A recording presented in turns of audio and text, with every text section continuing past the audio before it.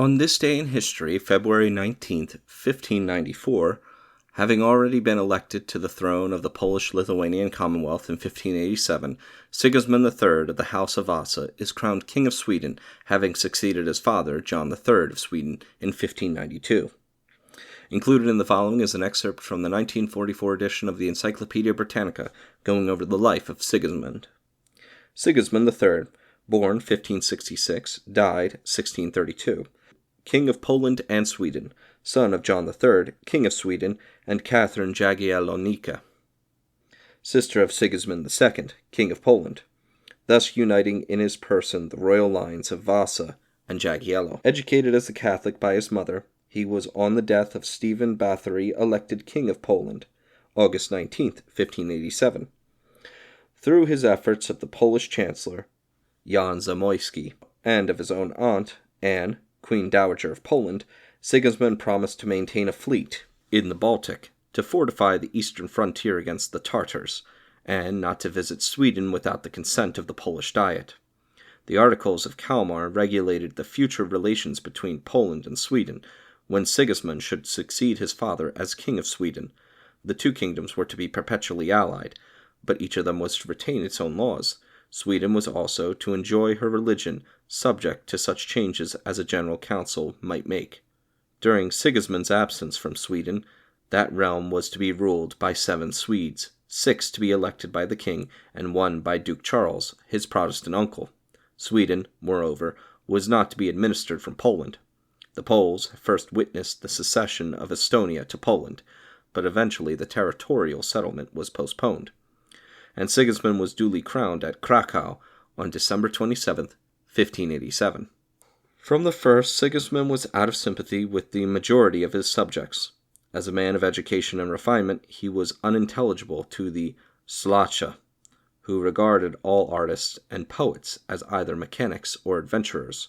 His reserve was called stiffness, and his calm, haughtiness. Even Zamoyski, who had placed him on the throne, complained that the king was possessed by a dumb devil. He lacked, moreover, the tact and bonhomie of the Jagiellos. The first 23 years of the reign are the record of a constant struggle between Zamoyski and the king. In 1592, Sigismund married the Austrian Archduchess Anne, and a reconciliation was patched up between the king and the chancellor to enable the former to secure possession of his Swedish throne vacant by the death of his father, John III. He arrived at Stockholm on September 30th, 1593, and was crowned at Uppsala on February 19th, 1594. After he had consented to the maintenance of the pure evangelical religion in Sweden, on July 14th, 1594, he departed for Poland, leaving Duke Charles and the Senate to rule Sweden during his absence. 4 years later, July 1598, Sigismund was forced to fight for his native crown by the usurpation of his uncle, aided by the Protestant party in Sweden. He landed unopposed at Kalmar. After fruitless negotiations, Sigismund advanced with his army, but was defeated by the Duke at Stangbro on September 25th. He never saw Sweden again, but refused to abandon his claims. And this unfortunate abstinency was to involve Poland in a whole series of unprofitable wars with Sweden.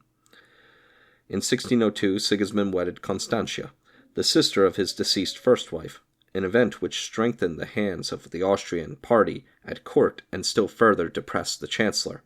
At the Diet of 1605, Sigismund endeavored to substitute a decision by a plurality of votes for a unanimity in the Diet. The opposition of Zamoyski nullified the effect of this salutary reform. His death, however, in the same year, left his more ardent followers without a check.